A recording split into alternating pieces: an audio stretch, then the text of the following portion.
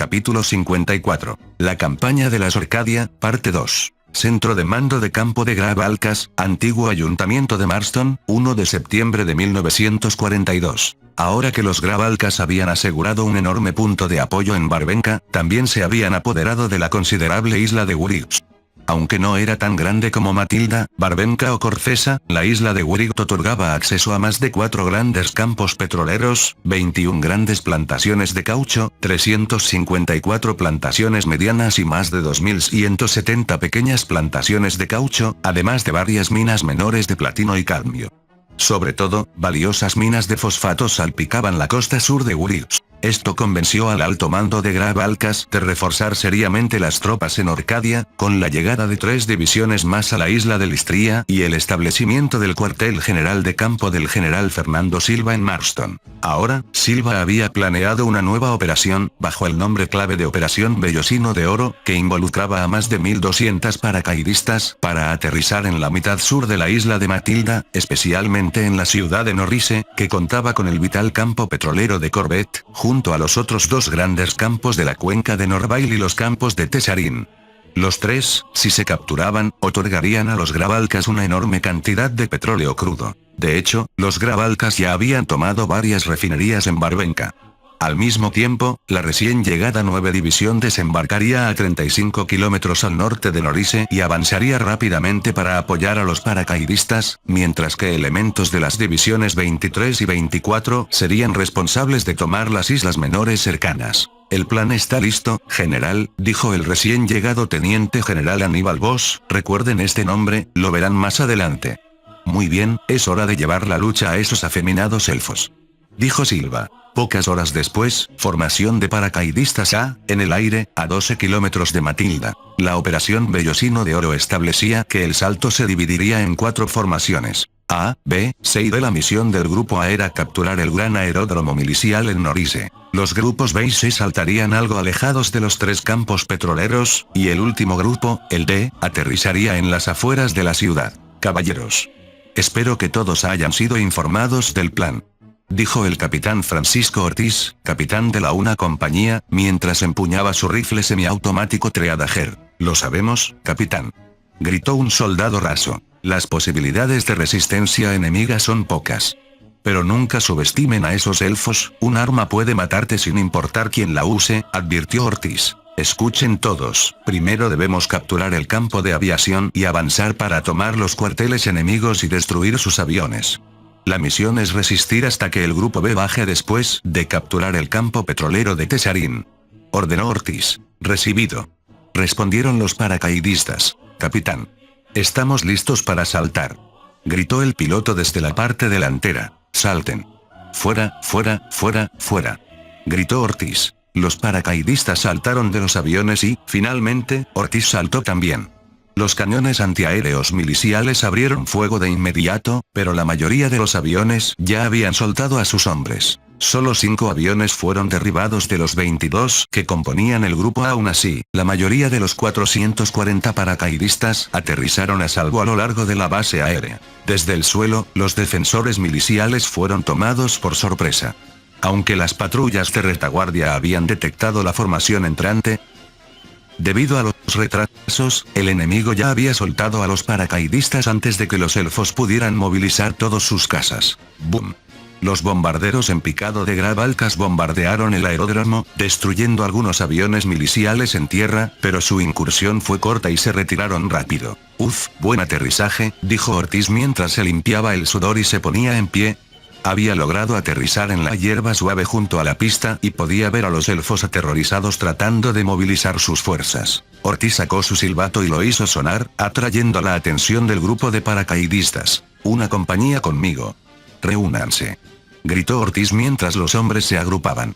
Mientras tanto, la 2 compañía del grupo A ya comenzaba a asaltar las posiciones enemigas. Ratatatatatatatata. Maldita sea, esos elfos tienen una ametralladora pesada, exclamó Ortiz mientras se agachaba detrás del fuselaje quemado de un caza Alpa milicial destruido. Capitán, tengo un par de granadas de fusil, dijo un soldado mientras acoplaba la granada a su arma. Dispara de una vez.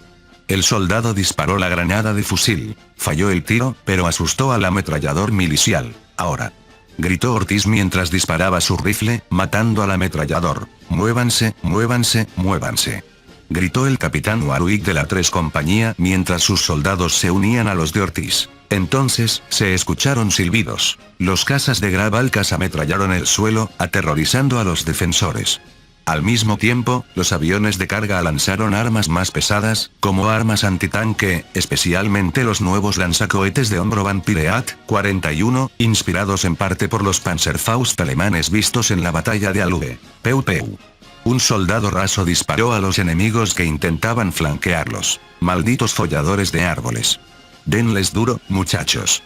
Gritó Ortiz mientras otro soldado tomaba una ametralladora ligera y acribillaba al enemigo con docenas de rondas de 8 milímetros. Capitán. Tanques enemigos. ¿Qué? ¿Cuándo diablos consiguieron tanques esos tipos? Dijo Ortiz mientras se asomaba. Al ver los tanques enemigos, no pudo evitar reírse. ¿A eso le llaman tanques? No puedo, jajajaja. Se burló Ortiz al ver que los tanques parecían diminutos, quizás tanques ligeros. En comparación, los tanques miliciales se parecían vagamente a los M3 Stuarts. Destruyan esas cajas de chatarra. Wash. Varios paracaidistas dispararon sus lanzadores Vampire, destruyendo los tanques enemigos. Avancen. Gritó Ortiz. A pesar de la feroz resistencia milicial, el aeródromo cayó bajo control de Grabalcas para la medianoche. Mientras tanto, los grupos B y C aseguraron con éxito los campos petroleros de Corvette, Tesarin y Norville. Solo el grupo D fue derrotado al sufrir graves pérdidas intentando asaltar Norise. El aeródromo y los campos petroleros estaban ahora en manos de Grabalcas. Los miliciales estaban demasiado aturdidos para responder de inmediato. Cuando lograron reunir tropas para el 4 de septiembre, los paracaidistas en Norise ya habían sido reforzados por 600 hombres más, y la 9 división ya estaba en las afueras de la ciudad tras su rápido avance. El 10 de septiembre, el comandante de las fuerzas miliciales en Matilda, el general de brigada Cleón, ordenó a las tropas alrededor de Norise retirarse hacia la ciudad portuaria sureña de Olisía. De hecho, fue una retirada general de las fuerzas miliciales en todo el sur de la isla Matilda hacia Olisía, al desmoronarse la defensa. Sin embargo, las guarniciones del norte resistieron ferozmente y derrotaron a la 12 división en la batalla de Salons, deteniendo el avance norteño. Los combates intensos continuaron mientras las guerrillas miliciales hacían lo posible por resistir al ocupante. Las operaciones de limpieza significaron que Grabalcas solo aseguró el sur por completo para el 21 de septiembre. Mientras tanto, varios batallones fueron despachados desde el centro de mando en Marston y las nuevas bases de tropas en Valmy.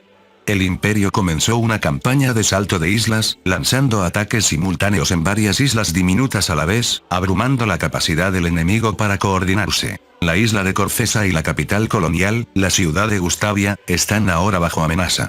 Las fuerzas miliciales reunieron dos grupos de tareas navales, uno de los cuales, liderado por el contraalmirante Cornelius Gisco, intentó interceptar el desembarco de la 9 división, pero perdió el elemento sorpresa y fue forzado a retirarse bajo los pesados ataques de la aviación naval de Grabalcas. Capital colonial de Gustavia, isla de Corfesa, Sacro Imperio Milicial, 18 de septiembre de 1942. Maldita sea, esos malditos hijos de perra. Gritó el teniente general Tyrion mientras golpeaba el auricular del teléfono contra su escritorio. ¿Qué ocurrió, general? Preguntó el brigadier Alfred Connaught. Esos bastardos del gobierno se niegan a enviar más refuerzos, dicen que puedo manejar perfectamente a los bárbaros con lo que tengo, malditos tacaños, dijo Tyrion. Pero nuestras líneas de frente se están colapsando en toda Orcadia. El almirante Clouseau ha formado dos grupos de tareas. El segundo grupo, bajo el mando del contraalmirante Gisco, fue repelido por el enemigo. El acorazado Ascalón fue gravemente dañado en el puerto, por lo que se presume es un submarino de Grabalcas, informó Alfred. ¿Cómo puede empeorar esto? Perdimos el sur de Matilda, la mitad de Barbenca, la totalidad de la isla Woolwich. Varios campos petroleros y minas están ahora controlados por el enemigo, y tenemos más de 12.000 soldados muertos. Para compensar eso, solo recibimos 8.000 tropas, la mayoría un montón de humanos mal entrenados y apenas 2 divisiones blindadas. Esos bastardos en Runépolis deben estar delirando si creen que podemos contener a la nación más poderosa del eje con un puñado de reclutas y fuerzas blindadas simbólicas. Perdimos demasiado en solo 38 días, lamentó Tyrion. En ese momento, un oficial irrumpió en la habitación. ¿Quién eres? Tyrion fue interrumpido. Señor. Fuerzas enemigas se dirigen a la isla Orel. Hemos logrado interceptar transmisiones enemigas que nos revelaron esto. ¿Qué? Exclamó Tyrion, conmocionado. La isla de Orel estaba a solo 60 kilómetros al oeste de Corfesa. Albergaba la base aérea colonial más grande y la segunda base naval más importante. Era la pieza clave del plan de Tyrion para defender el archipiélago. Si caía, Corfesa quedaría indefensa. Informen a la oficina del almirante ahora. Movilicen todas las fuerzas en Orel. Gritó Tyrion. Acorazado Bretón, 2 Grupo de Tareas Naval Milicial, 19 de septiembre de 1942. Maldita sea. Masculló el contraalmirante Gisco mientras caminaba por su camarote, observando por las ventanas cómo su fuerza de ataque avanzaba hacia la última ubicación conocida del enemigo. Previamente, el almirante Clouseau anticipó un ataque desde el oeste y estacionó a la mayoría de sus fuerzas en la ciudad más occidental de Corfesa, la base naval de Trovan, pero la jugada salió mal cuando un avión de reconocimiento milicial descubrió una flota de invasión enemiga navegando hacia las islas de Corfesa y Orel. Las fuerzas de Gisco se articulaban en torno a su buque insignia, el acorazado Bretón, el único acorazado operativo en la región, ya que el otro, el Ascalón, estaba demasiado dañado para unirse a la lucha. Gisco tenía fuerzas decentes a su disposición. 2 cruceros pesados, el Lorenfall y el Lemaris, 3 cruceros ligeros, el Coraline, Silvarin y Turín, y 10 destructores. Para rematar, su fuerza de ataque contaba con 2 de las armas más potentes y modernas de la Marina Milicial, los submarinos clase Cromwell, de los cuales solo se habían producido 12 desde el 17 de abril de 1942. La razón de este número tan bajo era que el almirantazgo milicial creía que los submarinos eran inútiles en la guerra moderna, frenados por su terquedad de confiar solo en buques de superficie. Gisco solo tenía 2 de estos submarinos y su rango de operación era la mitad del de un U-boat alemán promedio, por lo que no podía confiar mucho en ellos, excepto en batallas a menos de 82 kilómetros de la costa. Pocas horas antes, en medio de la conferencia táctica con sus capitanes, fue interrumpido por un informe que indicaba que el grupo de tareas enemigo estaba a menos de 40 millas de Corfesa. Debía interceptarlos. Sin embargo, parecía que el enemigo se había enterado de la fuerza de Gisco y ordenó a los buques de transporte separarse. La flota de Graf Alcas, bajo el mando del contraalmirante Gustav Rutherford, un subordinado de confianza de Blanco, tenía la intención de luchar. Contraalmirante. La fuerza enemiga ha sido avistada. Podemos ver 2 destructores y un crucero pesado. ¿Qué? Ordenen a la flota ocupar puestos de combate. Gritó Gisco mientras corría hacia el puente. Crabom. Los cruceros pesados enemigos comenzaron a disparar contra la fuerza de Gisco a una distancia de más de 22 kilómetros debido al intercambio de fuego. A una distancia tan grande, solo sería cuestión de tiempo antes de que encontraran sus blancos. Sin esperar las órdenes de Gisco, el Lorenfall disparó primero, fallando también. El Bretón disparó a continuación, pero sus tiros tampoco acertaron. Entonces. Buque insignia enemigo avistado. Ha llegado con aún más barcos enemigos.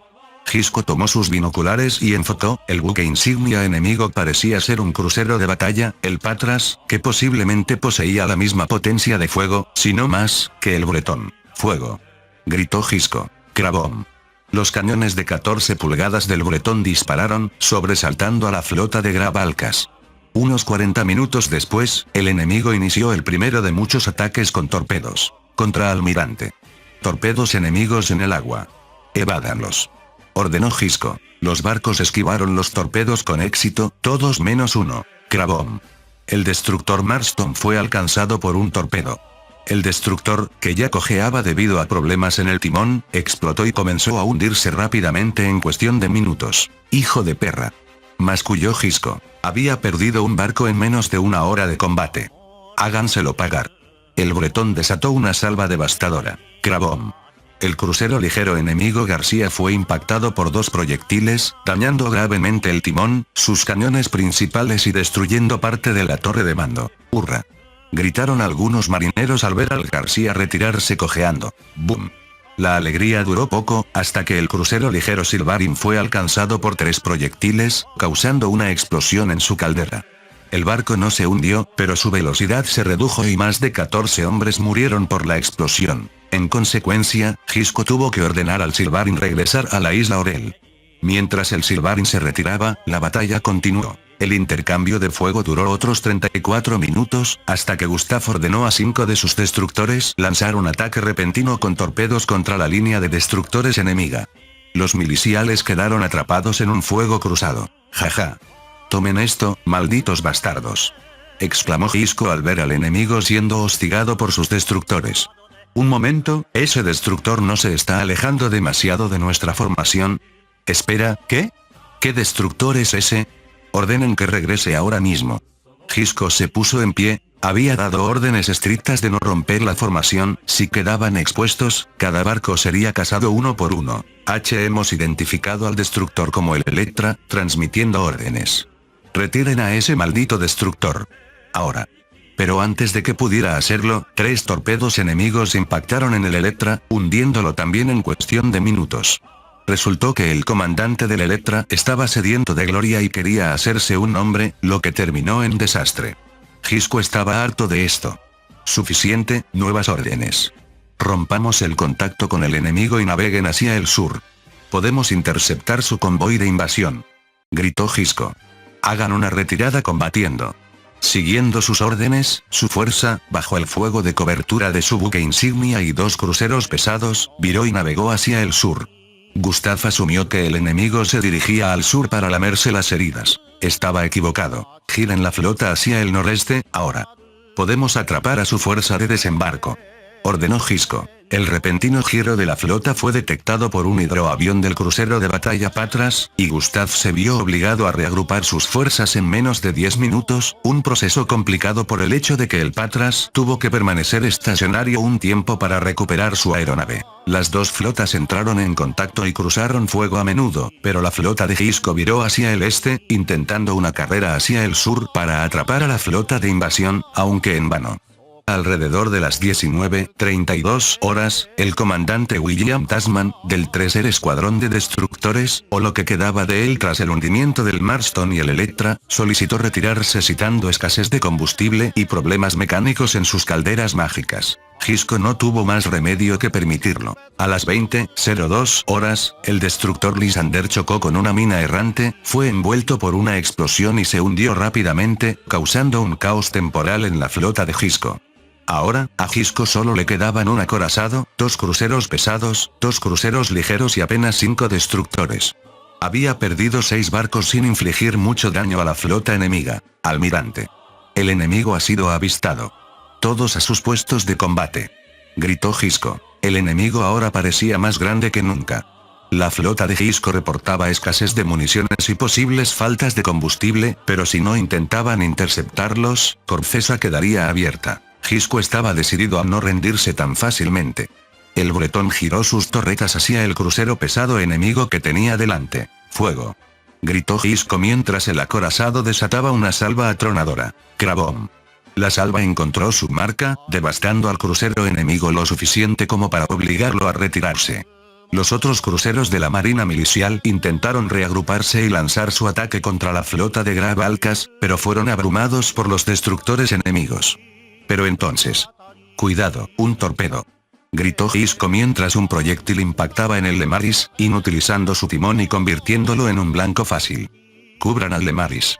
Ordenó mientras los buques miliciales se apresuraban a dar fuego de cobertura, pero el crucero de batalla enemigo Patras asestó un golpe fatal, hundiendo al Lemaris. El feroz intercambio de disparos duró hasta las 23:21 horas, punto en el que la oscuridad rodeó a la flota. A pesar de los mejores esfuerzos de Gisco, su formación se desorganizó lentamente, pero el enemigo no. Marcaron la posición de Gisco con bengalas especiales. El torrente de torpedos parecía haberse detenido, ¿o no?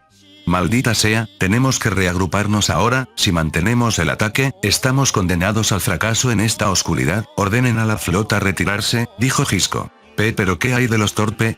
Sin malditos pero, capitán, cortó Gisco. La amenaza enemiga ha pasado, debemos regresar a salvo y reagruparnos con lo que tengamos cerca de Orel. Viren a estribor. Recibido, almirante. Pero desafortunadamente, mientras el bretón viraba a estribor, el barco navegó involuntariamente directo hacia la trayectoria de 6 torpedos disparados por 3 destructores enemigos. Los hombres de Gisco lo vieron, pero era demasiado tarde. Crabom. Un estruendo ensordecedor resonó en los mares tranquilos. El Bretón fue alcanzado por 3 torpedos, 2 de los cuales impactaron en el polvorín de popa. La explosión fue tan brillante que iluminó los alrededores del acorazado por un breve momento y ardió con furia. ¡Ah! Gritaba la tripulación del Bretón mientras intentaban salvar sus vidas. La mitad del personal del puente ya estaba muerto. Tose jaja, ¿así es como termina?, dijo Gisco mientras se ponía de pie con la ayuda de su bastón, viendo su sangre manchar su uniforme blanco. Algunas de sus medallas yacían en el suelo. El capitán, a quien solía reprender, ahora yacía muerto. El puente estaba en un silencio sepulcral. Bueno, nunca en 1.000.000 de años esperé caer en una batalla como esta, pero el destino es realmente un hijo de perra, dijo Gisco al ver a la flota enemiga acercándose, pero me gustan estas probabilidades. Se limpió la sangre que goteaba de su frente y se puso en posición de firmes, saludando a la bandera milicial por última vez. Se hundiría con su barco. Que Dios nos salve a todos. Gisco fue interrumpido cuando el crucero de batalla enemigo disparó. ¡Crabom! El escorado bretón fue rematado por el Patras y 2 cruceros de Grabalcas, matando a Gisco. Así, la batalla del mar de Corfesa fue una victoria para Grabalcas. El crucero enemigo que sufrió daños graves anteriormente se hundió en el puerto al día siguiente. Al ver la destrucción del buque insignia y la pérdida de su comandante, las fuerzas de Gisco comenzaron a dispersarse. Las 8 naves sobrevivientes se desperdigaron por el mar.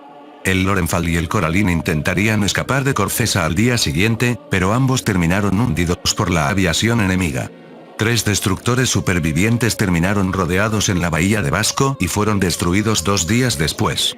Solo el crucero ligero Turín y 2 destructores lograron reagruparse con el escuadrón de Tasman y evacuar Corfesa realizando una audaz carrera por el canal de Orel. Así, la resistencia naval organizada de los miliciales colapsó. Ahora los Grabalcas pueden completar su conquista capturando el premio dorado, la propia isla de Corfesa. Fin del capítulo 54. El link a la historia del autor estará en la descripción.